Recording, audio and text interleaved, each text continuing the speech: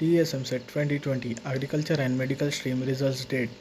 As you all people are asking me that, sir, when they will release Eamcet 2020 Agriculture and Medical Stream results. So in this video we will be discussing in detail regarding Eamcet 2020 Agriculture and Medical Stream results. So before starting with the video, if you are new to this channel, make sure to subscribe and hit the bell icon.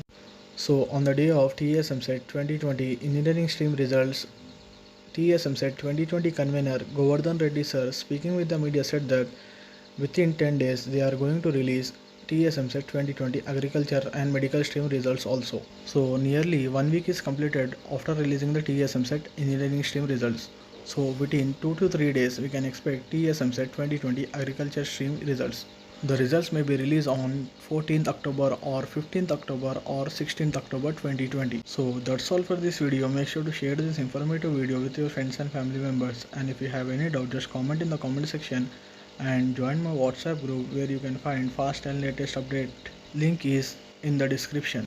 Thanks for watching.